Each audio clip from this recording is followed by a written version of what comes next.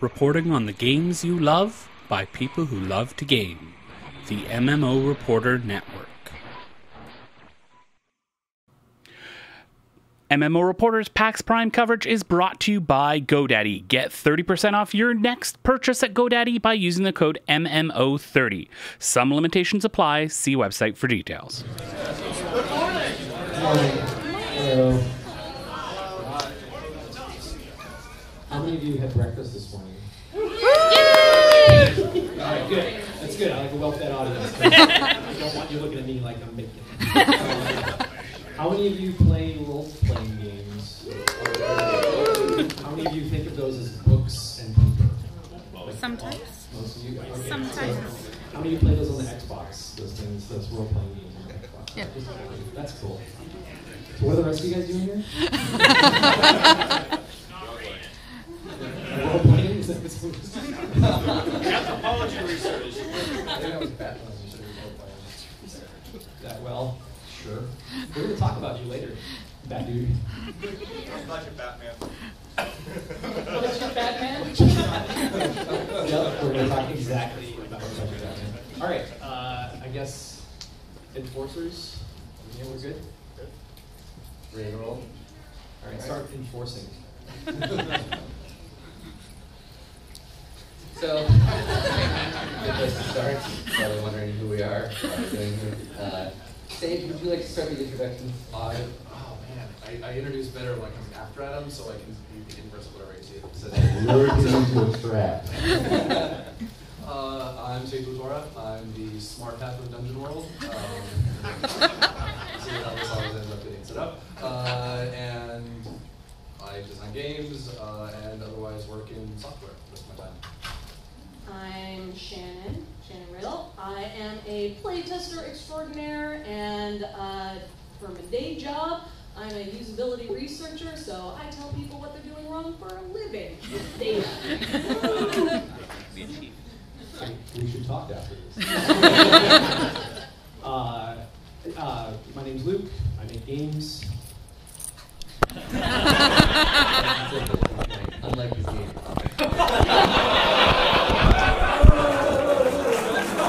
Yep, this is what it's going to be like for the next 55 minutes. Buckle up. I'm Adam Koebel. I'm the attractive half of Dungeon World. Yeah, I also run a little game called Swan Song on Twitch. Which, thank you. Somebody's heard of. That's 2 followers right there. Nice guy. So we're here to talk to you about how you're doing it wrong. And it is what it sounds like. We want to talk to you about how you're probably playing games in a way that they were not designed to be played, and why that might be a good thing or it might be a bad thing. We're also going to talk to you a little bit about how games are lying to you. You're playing games that claim to be about one thing, but they're not. So it's all okay. We're here to help you, and we're going to do that in a couple of ways. I have a question. So, of all of you fine people who play role-playing games, how many of you have fun playing role-playing games? Yes. Okay, that's cool. Is anyone here not like? Would you admit to me and say you don't have fun playing role-playing games? There's somebody in the back. Yeah. Hey, Yeah. So Yeah, people okay. having a good time. Cool. And I saw somebody hedging with the like, I've never played one in my life. There you go. Good for you. Well, you probably won't play one after this panel. All right. Anyone who doesn't have fun, though, we're going to hug it out afterwards. All right, let's go. All right, this is how we're going to help you. These are the things. This is the point of this panel. System matters. This is a thing we're going to hammer on a few times, that the rules of the game matter to the game that you're playing. They influence the outcome of play, they influence everything you do while you're playing the game, and they count. Any game that tells you that the rules of the game doesn't matter is not a very good game. We're going to teach you how to detect game design bullshit. So it goes back to that point about games that claim to be a thing and are not. We're going to tell you how to figure it out just by looking at the game. So you're going to be able to pick better games. But what we're not here to do is tell you what games to play. This isn't going to be 45 minutes of us shilling our games or other games we like. We'll mention them, we'll use them as examples, but I mean, you want to play the game you want to play, right? So we're going to help you pick that game and have a good time playing it. We'll give you a couple of gameplay and game pairings that might work, some games that are designed well to do particular things.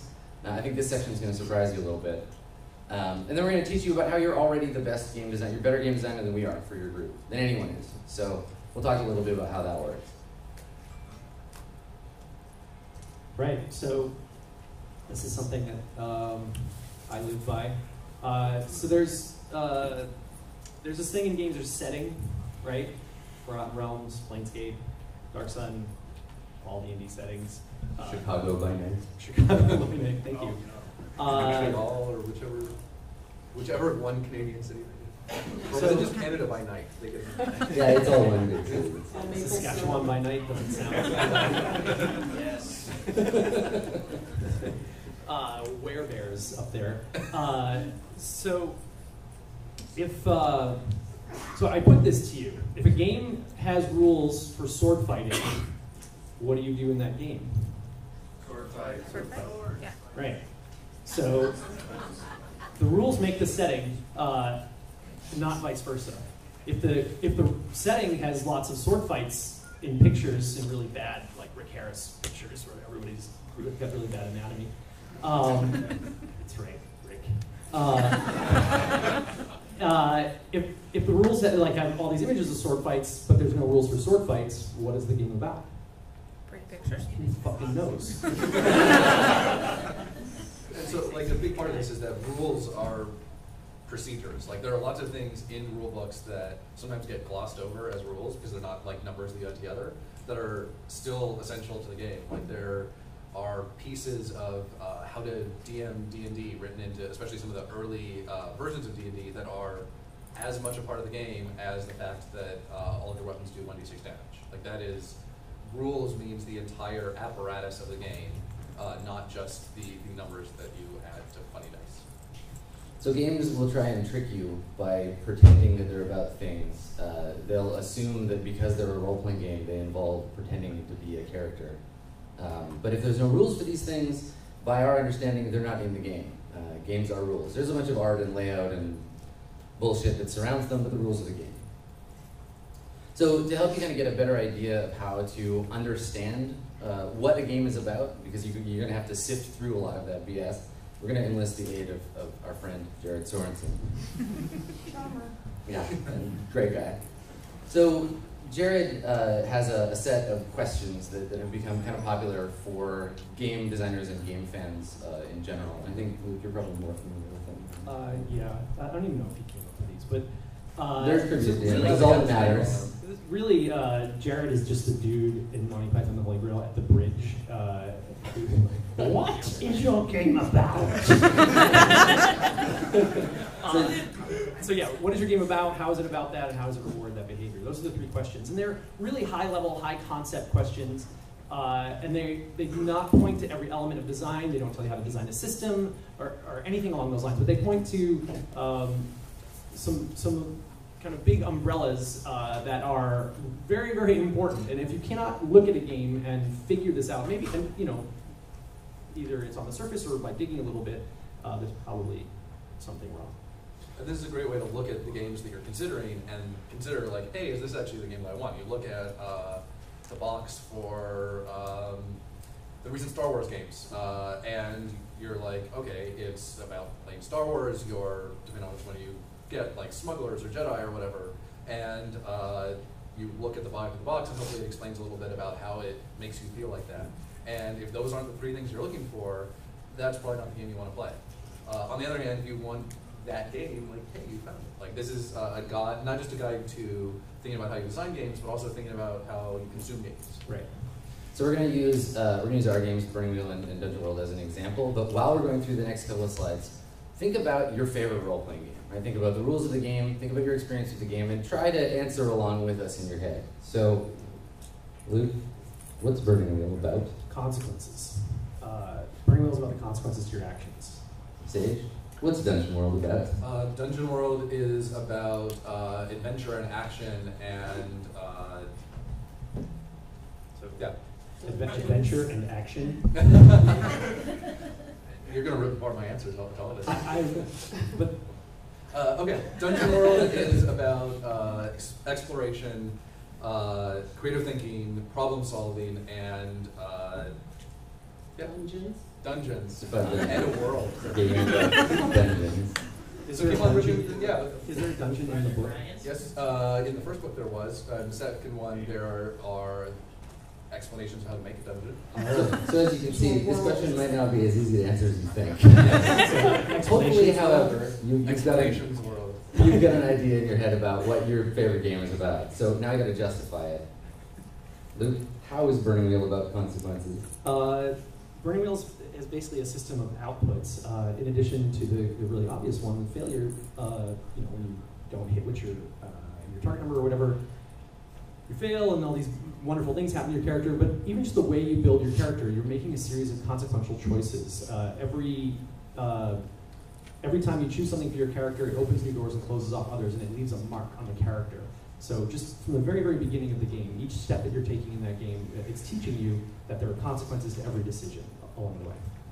Sage, how is Dungeon World about exploring dungeons? Dungeon World is about exploring dungeons because the entire structure of the game pushes you towards that. The GM is given clear instructions on how to actually have a dungeon and where to start one, as opposed to in the city. And the rules are all designed to always keep things moving forward. That's why I went to action earlier, despite it being a pretty vague word, because nothing in the game will ever stop things from happening. You never get the like, I guess nothing happens, because that is pretty much wasted time. Like if the element that we're trying to do there is figuring out how long it takes to do something, do that in one roll instead of rolling 12 dozen times. So yes, those are the ways.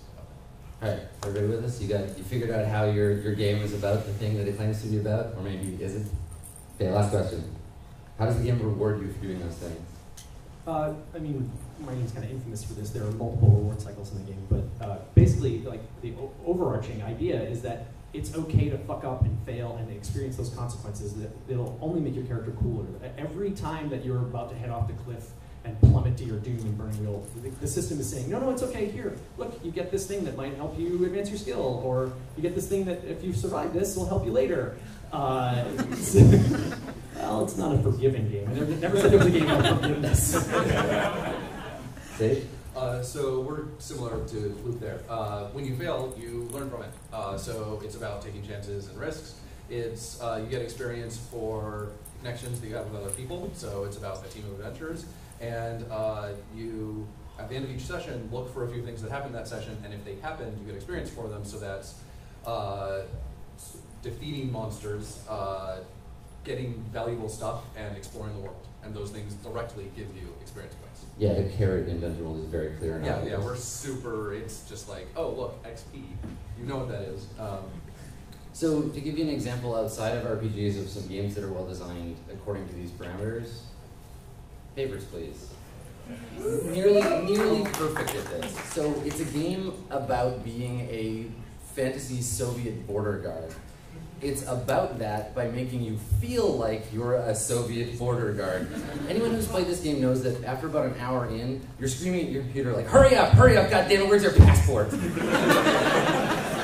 And it rewards that behavior by putting that pressure on you, and by you learn to get better at the game. So, Papers, Please, really fine example of those three things. Batman, this one's for you. Yeah, in a similar manner, I adore the Arkham series, the new Batman series, because the way the game is designed, it makes you feel like Batman. And after a few hours of playing, you're like crawling under the table.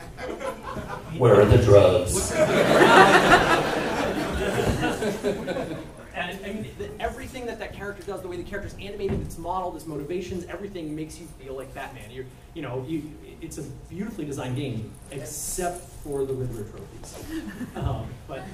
It sets that tone brilliantly early on, because most games, your first fight is like there's a guy in front of you, and it tells you, okay, press attack right, attack left, whatever. Batman I haven't played the most recent one, but all the others, the first thing you do is like a room full of thugs.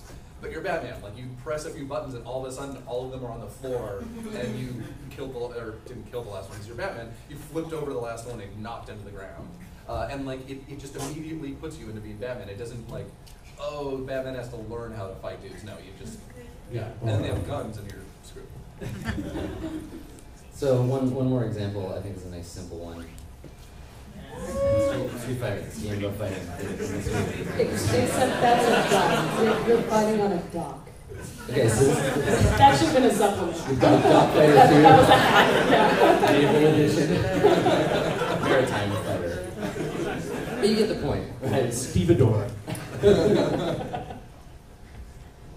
And now we come to the component of our presentation where you learn that the games that you love have been cruel to you. Has anyone played this game? Oh, sorry. I can see that. So, Have you? there's lots of reasons why role-playing games might be lying to you. They might be lying to you because they're not designed very well. They might be lying to you because they want you to buy their book and want you to think that it can do things it can't. You can apply Hanlon's razor here that it's more often bad design than it is malice, but we'll talk a little about that. I think that a game that claims to be one thing and plays as another it's a bad game. It's poorly designed. I'm going to give Sage an opportunity to disagree with me. Man, the moment comes and I'm actually finding that I disagree less than I thought. No, it's... Sage has been disagreeing with us for 2 weeks. Yeah, so I've been arguing this mostly because I don't like to be too hard on games. Like, I like to have more games and I like to try and find the best thing in all of them. So I hate saying that games are bad. Like, what Sage is saying is that he's lawful good and I'm neutral evil. I think our business cards actually say that. Yeah. So yeah, I'm the lawful out of this, and I even these games that I rip apart if I'm talking over a few beers when there's a room full of people, like I want to be nice about them. So I'm going to kind of cheerlead a few of the games that we're about to talk about, but we'll get to that. All right, so before I go to the next slide, we get any White Wolf fans in the audience? Yay! Yeah? Rip them up, man! Give them hell. I'm really sorry.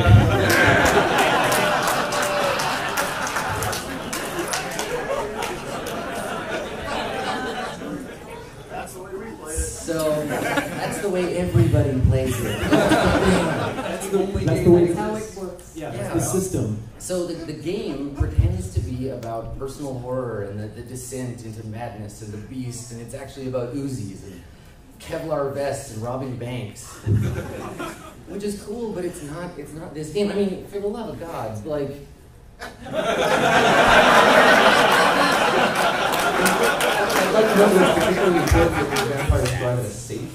Yeah. Drive that tank safely, guys. So yeah, once you've stolen that tank and you're playing with Bruja Tank Commander, you need to know how fast that tank will go before you high center it on median. For a game that claims to be about personal horror, shouldn't this table explain to me how the tank makes me feel? Shouldn't it be about the ennui of being inside of the tank? I'm just saying. So, this is the thing, is it? And like we said, the game, everyone plays it the way the rules are written. You end up ignoring all of that fluffy stuff about personal horror and consequences and stuff, and this is the game you play.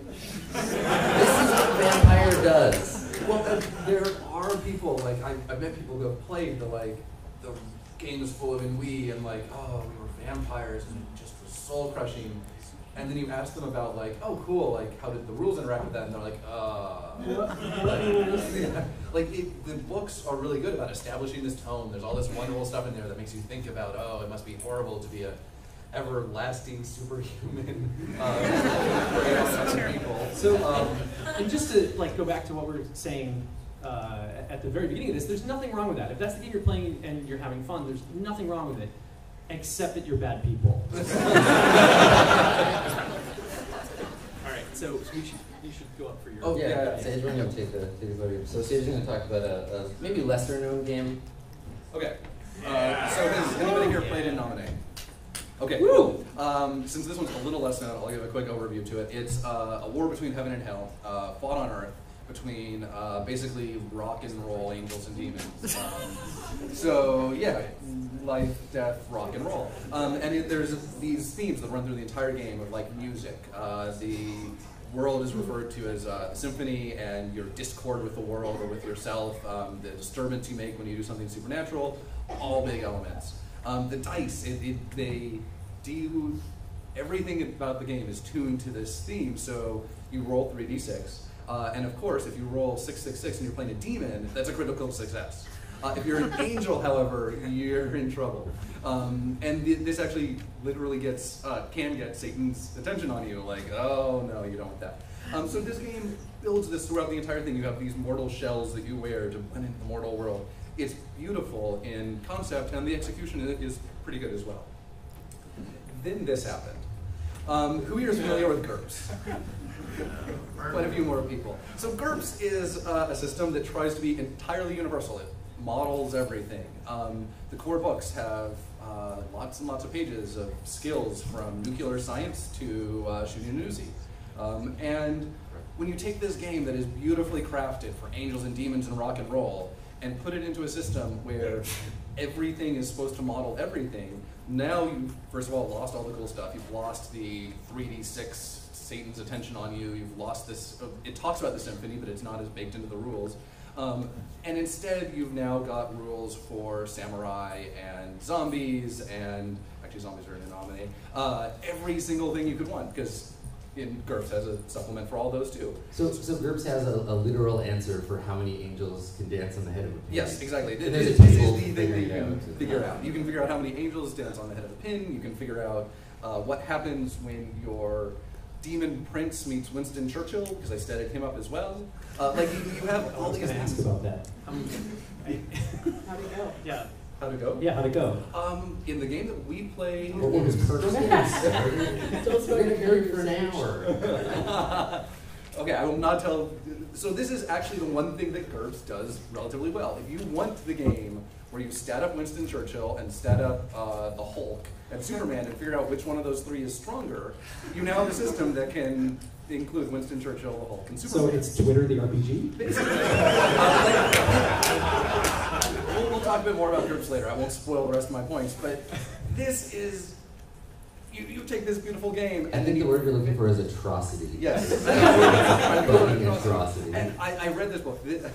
Interestingly enough, I read this before actual Innomine, and it took me forever to figure out why people cared about Innomine, because this book is just endless pages of trying to shoehorn these big cosmic concepts into a system that also tells you how to shoot an Uzi. So this is a case where the system that you use is completely tied to the kind of thing you want to do, and if you take an entire setting and port it whole hog to another system, you lose a lot. My turn.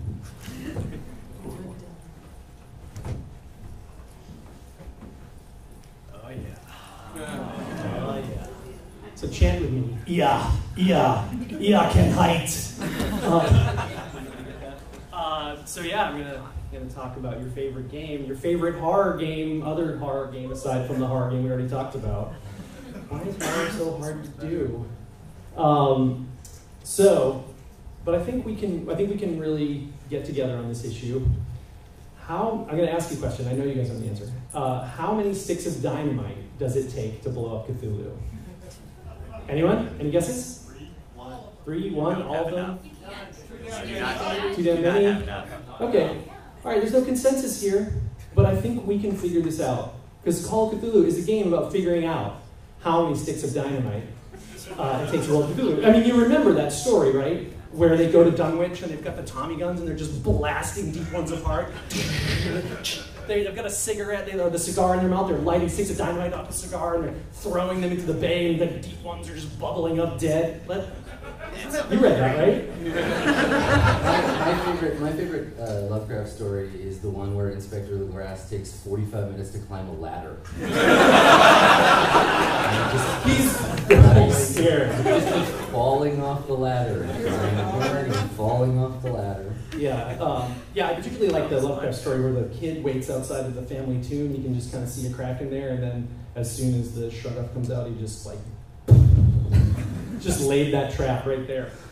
Anyway, so Call of Cthulhu illustrates to me a point about setting and design, or concept and design. So, in the perfect world, a game design, has kind of its baseline concept, and then you're adding rules to that to support the concept and to build into the game, and really amplify the both setting and the atmosphere, the mood.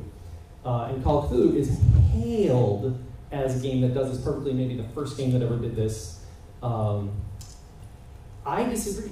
I think that this game, that this is playing Call of Cthulhu, is that there are basically two ways to do it. That either you follow the concept of the game and ignore the rules and end up with creepy Lovecraftian horror because you go to a library and read a book, which is in the game, honestly. You have the library research skill or librarian skill, which is cool. Or you play the game to the rules and you realize that Cthulhu has hit points, and anything with hit points can be killed. And so what I see with most groups, my groups included, and I'm certain Ken Heights groups too, is that basically you just start to pull apart. You start to abandon one for the other. You use fewer and fewer of the rules for the maximum machine gun to get more of the actual horror and sanity stuff, or you just dive in and you're just playing gangbusters, knocking over Cthulhu's gin parlor. So anyway, the answer is 11, by the way. This is actually a really important answer. So, how many of you have actually read the short story Call of Cthulhu? Okay, so if you'll remember that story, it basically ends with Cthulhu getting run over by a boat. So, while this is ridiculous for most of Lovecraft's work, there are points where you start to think, how many points of damage does a boat do? Like, there's this. So Sage, I'm gonna actually you right now. Okay. Actually, it wasn't the boat that killed Cthulhu. Simply the stars were no longer right, and he returned to his watery realm. Yes, the boat was unrelated to that incident. The way the narrator refers to it, he runs over Cthulhu and gets away. So apparently, all I'm saying is that there is Lovecraft covered a huge range of genres, and most of the ones that stand out the most are ones that are told entirely in flashback, and that the really creepy thing is the writing, which doesn't translate great to gaming. So to make a game, we ended up with Call of Cthulhu, which is about running Cthulhu over with the boat, which is not quite the thing that they were setting out to make, but it's totally an interesting thing, and there's a slight tie to the Cthulhu mythos. Sage LaTorra, bad game apologist. Bad game apologist. Somebody has to do it. So we're going to talk about games. So generic games are games that are not tied inherently to any particular setting.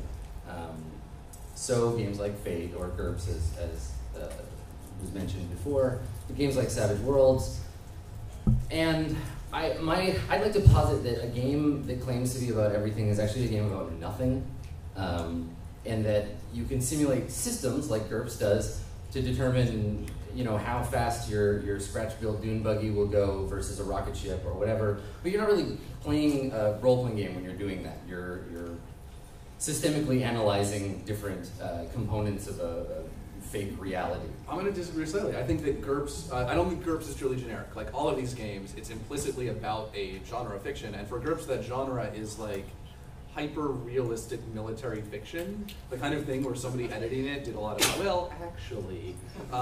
Because it's totally realistic that, if your character has one leg, you're just better off in life in general. Well, it's not about being more realistic. It's how many bonus points, character creation bonus points to have one leg? Or have an enemy. That gets you bonus points. That gets you bonus points. Super You're realistic. better off in life. Everybody's compensated. Like it's a weirdly egalitarian world. Sounds like that. But I'm from Canada. So the moral of that story is that right before you have to take the SATs, gouge out one eye, hack off your leg, and make everyone hate you, and you'll win. It's a totally messed up world, but it's super consistent. It's the kind of thing where somebody thinks they have it all worked out and does well actually a lot, and probably doesn't have it figured out, but they want to. I know, I have the glasses. So games like this, GURPS is a very famous example, but here you go, I'm going to drop a fucking bomb. It's not a game. I don't think GURPS is a game. I think GURPS is a toy box or a toolkit or something like that. Jesus. And then you make a game out of it. You assemble the parts. Help me? You assemble the parts. Parts. You basically assemble the parts of the game that you're interested in, and then you make your own and go from there. But I don't think GURPS is inherently a game. Some generic games claim to be generic, but they're about their genericness is system-based, but the plot and the story that emerges from the game tends to be the same no matter what system you're in. Fate is a good example of this, where the game is very good at a particular type of story that can be told in any setting. You can be dashing space pirates, you can be 20s cops in a gritty, underworld, but the characters are all the same. The protagonists all operate fundamentally in the same way. So when you think about what a generic game is, think about how the mechanisms reinforce that genericness and whether it's an advantage or a disadvantage. Yeah, Fate always kind of ends up playing a bit like a summer blockbuster movie. Like it internalizes a lot of things that from Indiana Jones, for example, the way that action works there, the way that things are set up, and then by the end of the scene they're taken advantage of, and it makes that, and it works great. Like if you want that kind of action stuff, which I do a lot of the time, it sings. It's a great way to do that, but it's not as generic as people make it out to be.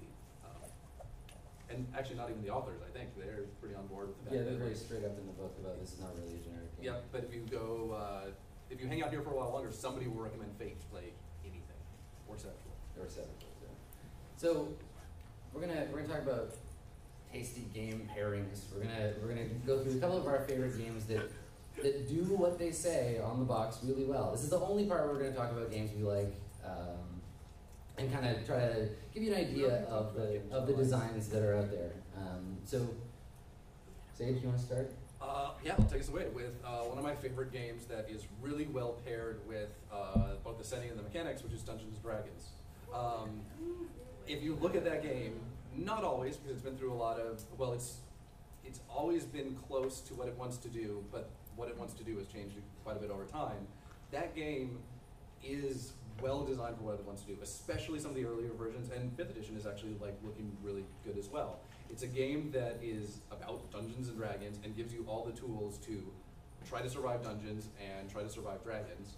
And to their credit, quite often in introductory adventures includes both a dungeon and a dragon, which seems like it should be a checklist for an introductory dungeon and dragon. This is the part of the panel where we pick the most mainstream game and then we say it's good, so we don't look like indie RPG designer assholes. We like popular games too. But it's true. I would say that probably everybody here has played more Dungeons and Dragons than any other game. Is that? Probably about? No. No.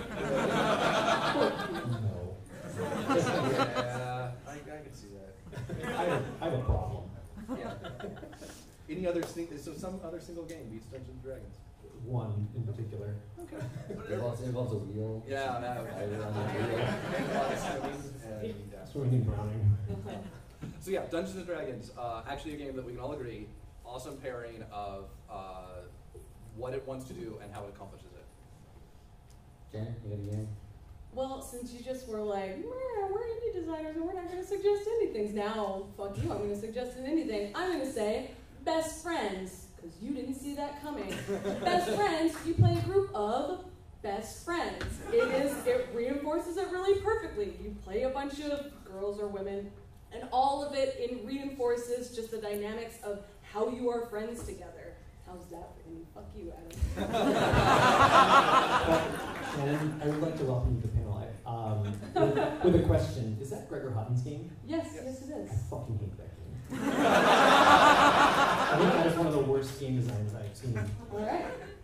Go for it. Welcome to the panel. No, yeah. that's it. I'm done. Oh, you're done? Okay. What game is your great pairing then? I'm going to be bold. I'm going to stride the line By the way, that doesn't mean you're a bad person. Oh, okay. Oh, I'm going to say how I hate your game in a little bit. So Sweet, great. Thanks for coming, everybody. So just, I don't want to spoil other stuff that's coming up too, but there's some games from the 80s that, despite all things contrary to the 80s, are actually really good. Anybody play Warhammer, the original Warhammer Fantasy Roleplay? Yes. That game is great at basically being fuck you D&D. It's really what Warhammer is like. Oh god, D&D is just not dirty, and there's not enough splattered organs all over the place. Warhammer Fantasy Roleplay is great. Harn, I can't believe I'm going to say this, but Harn is also like, if you want to play somebody with absolutely no agency in a really grim, horrible, feudal world where all these great things are happening around you, but you can't get access to them because you suck, Harn is amazing. And like, man, if you've ever wanted to roll on a heat map chart of a body location, that game will satisfy that. Like you'll roll over and you'll be like, oh god, Harn, yeah. Harn, I'm embarrassed to say this, but Harn's actually really, really good at what it does. Though if you look at it, you will be terrified, like I was. Like I have white hairs now from playing Harn. But then on the indie side of things, like they're really, really modern, tight designs like Inspectors or Ducks in the Vineyard or Malware the Master or Apocalypse World, Sorcerer. Like there's a list of games that are just very, very focused on their concept, and their mechanics are very elegant and drive you inexorably toward making really great, horrible decisions. So apparently we get to name more than one game, now I know. So let me That's the privilege of going last. So I'm going to throw in two games that do a really good job of communicating a setting that isn't something that you're used to.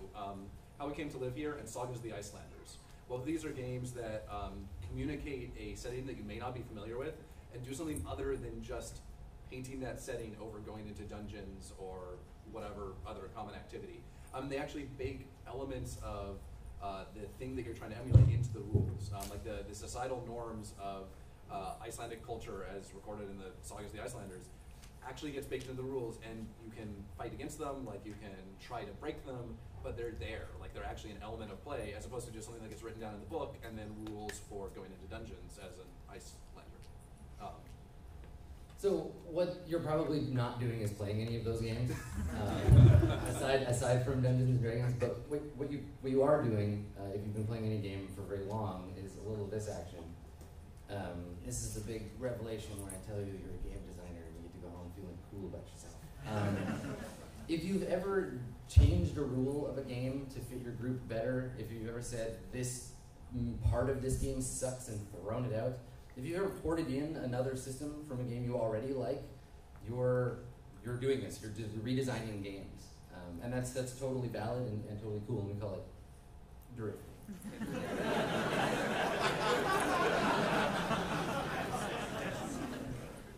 So the concept of drifting a game is taking a game that does one thing that might be in proximity to the fun you want to be having, and sliding it into that spot by treating it like a bonsai tree, cutting off the pieces you don't like, and letting the game develop according to the group that you're playing with. And this is how Dungeons and Dragons started, right? It's a drift of a war game, and they wanted to have ongoing adventures with the same small group of warriors, right? So drifting is a really healthy way to adapt the games that might be lying to you about what they're about and making them about what they claim to be, or just making a game fit better for your group, the people you play with.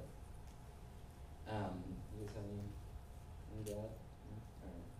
Don't drift the rules. Don't drift the rules of Burning Wheel. Well, so it says on the box. I mean, this is the thing, is that some games adapt to drifting better than others, right? Like Apocalypse World is a set of rules for a certain type of fiction that isn't too hard to drift. But Burning Wheel is like a Swiss watch. You take it apart, and good luck putting it back together. So, I mean, you might be doing this, it might be working, it might not be working, but you're already starting to adapt. So, like an example of taking something that was intended to work one way and drifting it from pop culture. So, Evil Dead, as an example, tried to be scary, but for lots of reasons, it didn't end up really being all that scary. It was kind of funny, a little slapstick. So instead of considering it a failure, instead of throwing out the concepts, we get Evil Dead 2, which is awesome, right? Because they're taking the thing that they tried to make the first time and throwing that out, taking the strengths that they have, and applying it to a new thing that's much better. So you can do this in games, where you can take a game that you like parts of, and focusing on those parts, making the game about that stuff, and then adding on your own additions to it. We want this to be you. Be Matthew Lillard. Don't be Matthew Lillard.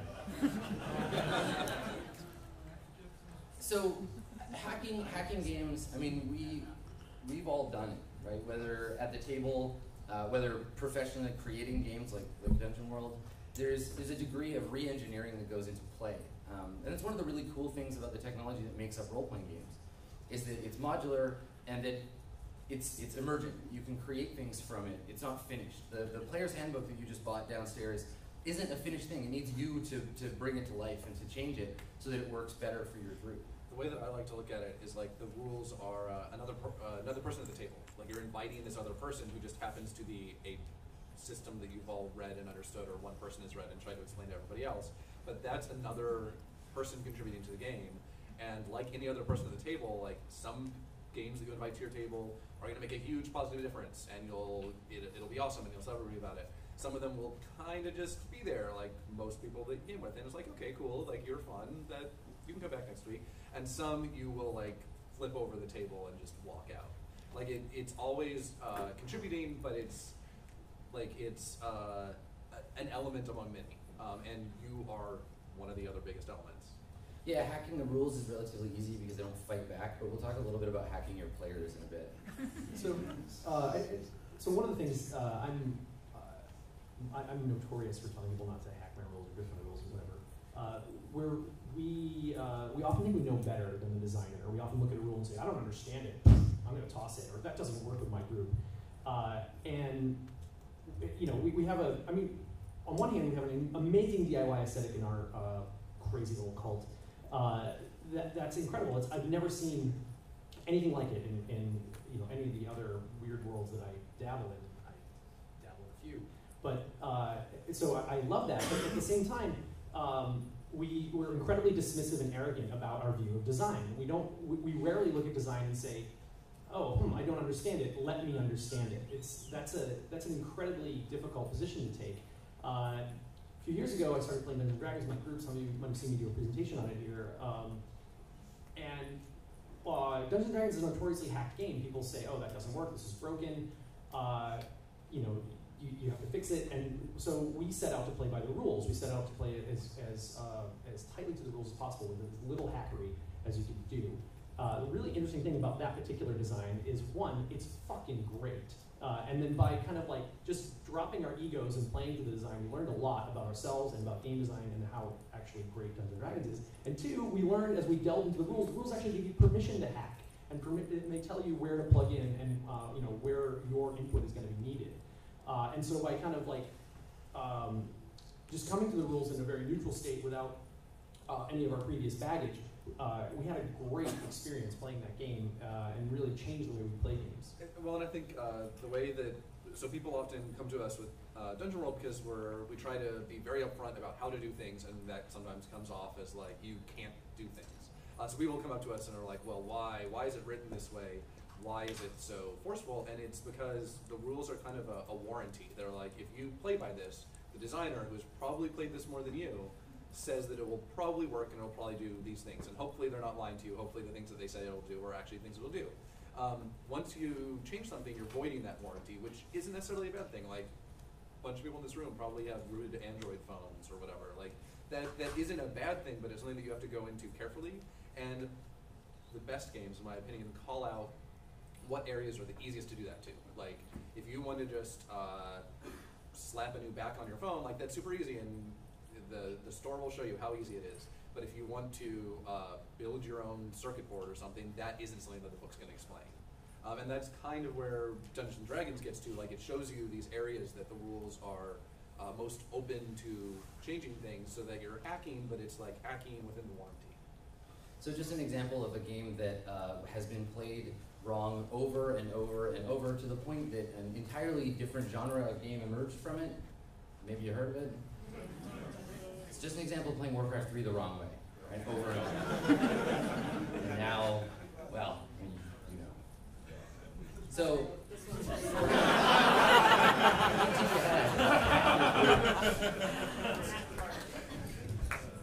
you were wondering when the girl was going to talk. And this is why I'm on the panel. So, my message is a little bit more, don't hate the players, hate the game. How many, you guys, I'm sure most of you are GMs, DMs, how many have run games before? Yeah, that's what I thought. You've all had the moment when you get to the table and you've got your perfect, beautiful setting thought up, put tons of work into it. You've got your perfect, beautiful system that's going to facilitate this beautiful game you're going to play, and then your stupid, shitty players fuck the whole thing up. You all For a specific example, Sage was running a game of Burning Wheel, and I hate Burning Wheel. It's a perfectly good game. It just sucks for me. It does everything that I don't like doing in role-playing, it does in that game. Having fun? Yeah.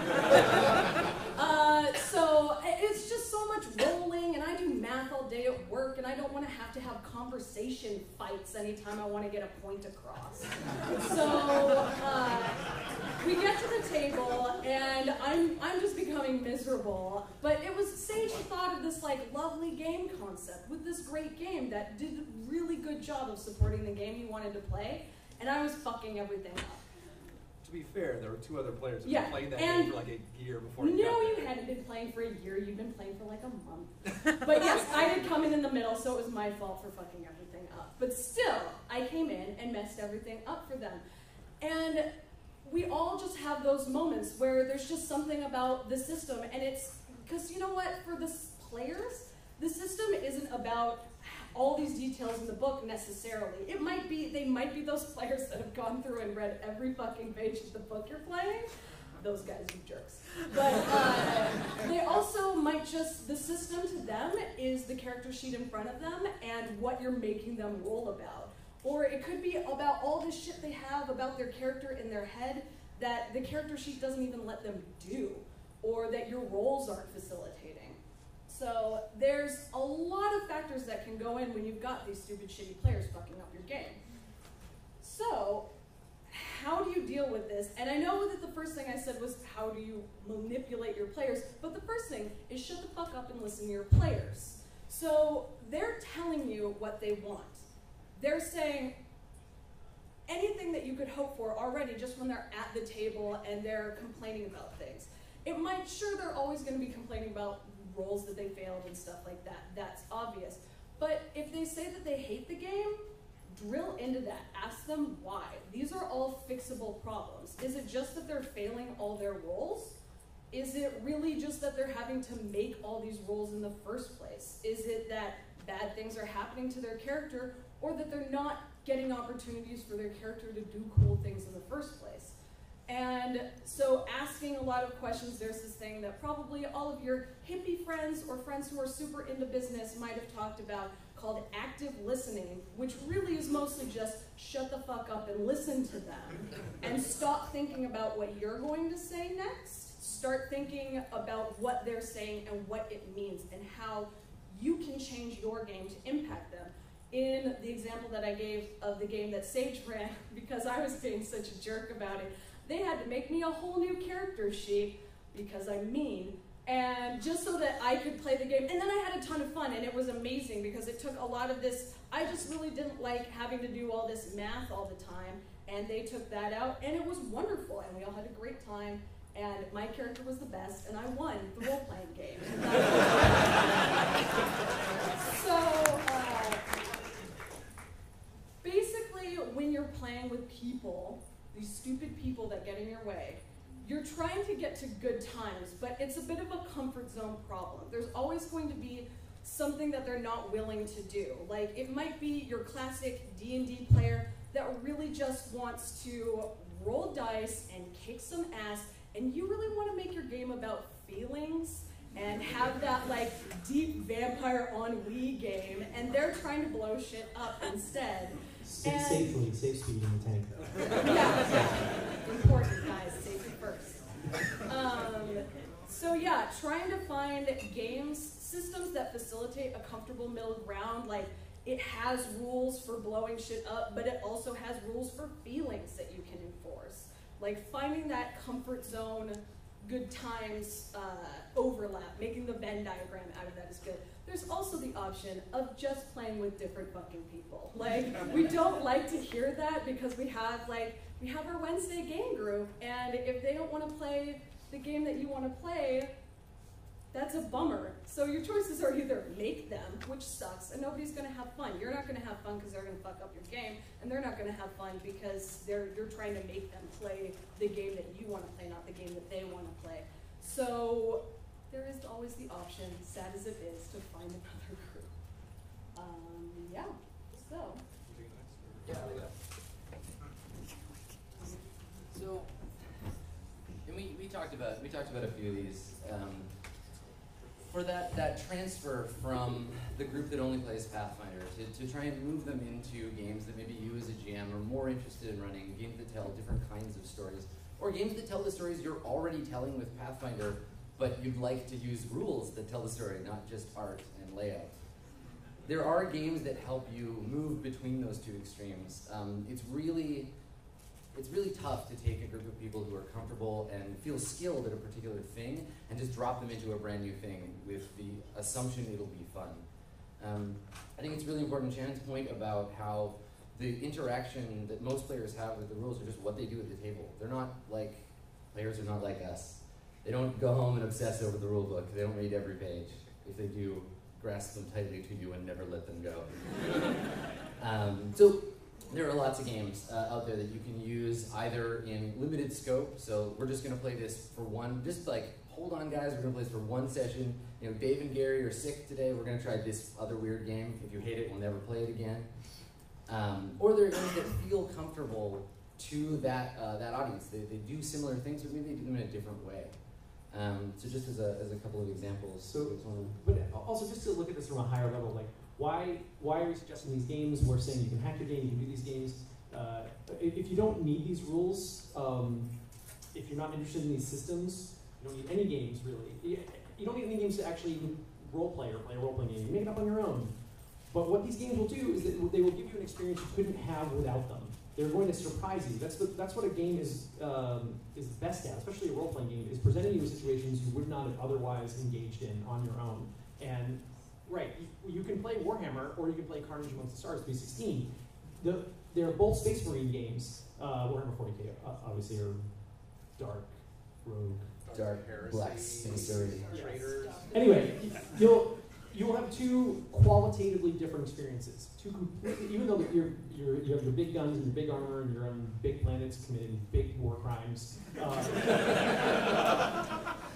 You will have two qualitatively different experiences because of the rules. The rules are going to direct you into a different kind of experience. So if you're going to take one thing away from the panel today, if we teach you only one lesson, I hope that it's this. That playing games correctly is good, having fun is bad. It's the inverse of that. That you can play bad games and still have fun, but they're going to make you work so much harder for it. And who has the energy to play a bad game when there are other games or ways that you can change the games you're already playing, or ways you can leverage your group to make the game that you're already playing more fun? Games are bad when they're not doing what you want them to do. Games are tools, and like choosing the right tool for the job is what it's all about. There are very few games that I would call bad. These guys probably would, but a lot of games commit the sin of telling you they're going to do something that they're not. So find the game that actually does the thing you want to do, and it may surprise you what it is. It may be that it's something you already know. It may be something weird that we just suggested. All right, so we're going to do this thing. We're going to do questions. Sage really wants to do questions. So run to the microphone. All right, so can I ask my fellow panelists, since we have 6 minutes of questions, one answer per question. One answer per question. We can do that. One question per answer. Wow. Nobody wants questions. So, is this on? Hello? Yeah. All right, cool. I recently... Hush, the rest of you. I recently had this very same problem where I was trying to run a game in a setting that with rules I don't think help. And so I'm actually going to give you the setting and ask you to suggest a rule set for me. Yeah. It's a very Saturday morning cartoon. You're in giant robots. You're fighting monsters like Pacific Rim. So when you're in the robots, it's all, everyone's a team and we're just punching the robots. But when you're out of the robots, then you can actually have character conflicts and all that stuff. Giant robot game, somebody go. What's the name of that? Not Palladium's Robotech. Not Mech Warrior. Ben Lehman wrote this game. List Stage. That's what I'm thinking of. How's it called? List Stage. List Stage. Yeah. List Stage. Thank you. Give it a shot. As a GM, often I struggle with the compromise between role-playing and combat. Having some characters who just need to have long, boring combat, and other characters who really care about storytelling. Long, boring conversations. And long, boring conversations, right. And I've never found a good way to deal with that. I don't want to break up my group, so it's kind of a broad question, but any suggestions or even systems would, It's tough when, like this is one of those when it might be time to break up the group. I know that's tough, but you can always have two different great game nights, bring them together, and then have pizza night on Saturday or something. But, there's still, you can find ways to make, you can even use the shitty burning wheel thing and make conversations into fights. Like, there is a system in there for basically conversational battles, and that might make conversations more fun for your people that just want to fight shit. Short.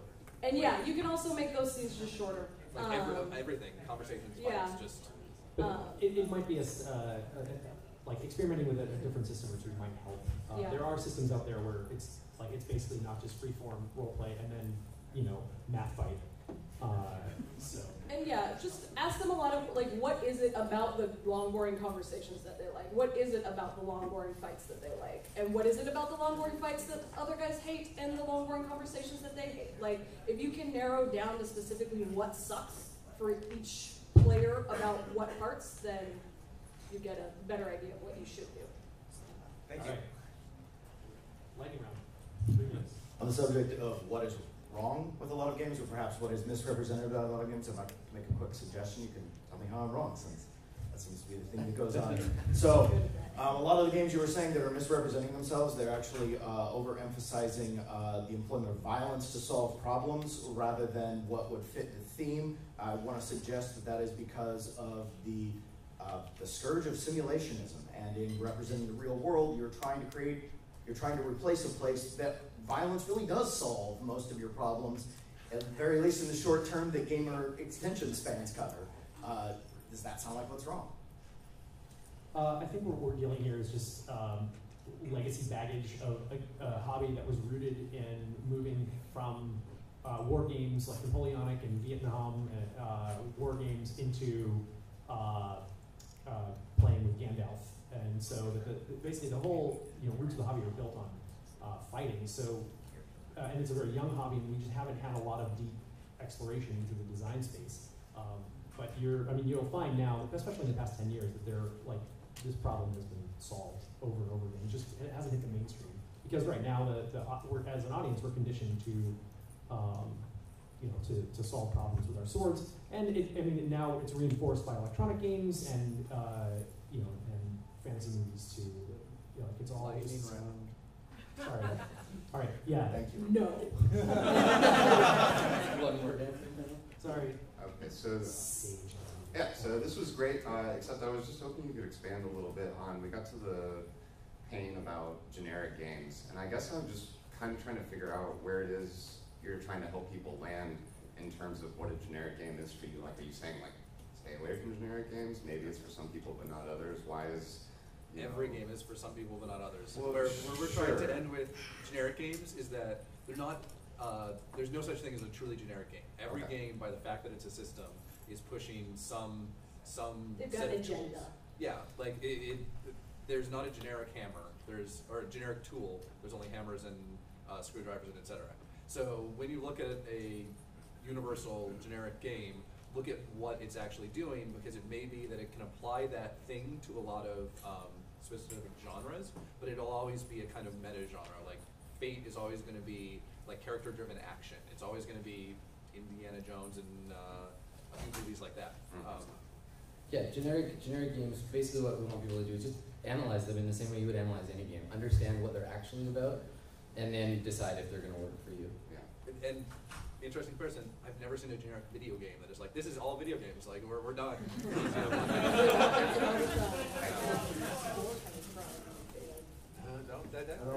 First of all, I have this sense of despise towards this absolute failure or absolute pass, or pass something. It's like, oh, look, I spent all my round, and we got 5 people at this table, and I rolled my d20, and I failed, so my turn was useless. I'm going to move on to the next guy.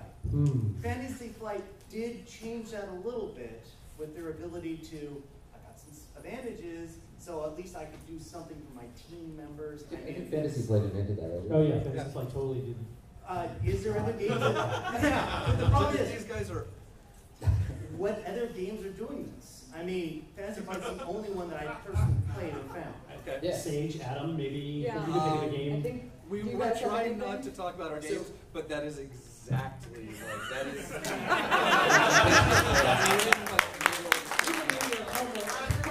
And we're done here. Thank you. Thanks, everybody.